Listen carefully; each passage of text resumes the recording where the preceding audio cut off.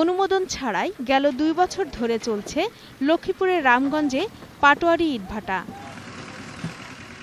অবাধে কাঠ পুড়িয়ে বিপর্যয়ের দিকে ঠেলে দেয়া হচ্ছে পরিবেশকে। ইটভাটার ছাই ধোঁয়ায় ক্ষতিগ্রস্ত হচ্ছে রামগঞ্জ মডেল কলেজের শিক্ষার্থীরা।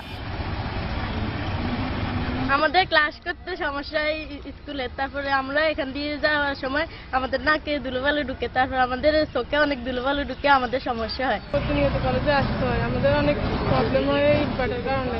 কলেজের পক্ষ থেকে বিভিন্ন দপ্তরে বারবার চিঠি দেয়া হলেও নির্বিকার কর্তৃপক্ষ। অভিযোগ যখনই আমরা দিই তখন দেখা যায় কোনো কাজ হচ্ছে না। এখন কোন রহস্যজনক কারণে কাজ হচ্ছে না আমরা জানি না। অথচ দেখা যায় আমাদের এই কলেজে 2500 জন ছাত্রছাত্রী অধ্যয়নরত, এরা শ্বাসকষ্ট ভুগতেছে এবং দেখা যায় যখনই ইটের ভাটাটা চালু হয় নভেম্বর টু মে পর্যন্ত, তখন দেখা যায় যে এই ধোঁয়ার জন্য আমরা ক্লাস করতে পারতেছি না।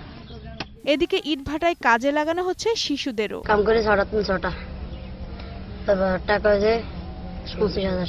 11 বছর বয়স, দিমাগ ধরে কাম করছি। আমার ব্রিক খুলে কাম করতে ইচ্ছে করে না। তবে এই ইটভাটা অনুমোদনের অপেক্ষায় রয়েছে বলে দাবি করেন মালিক।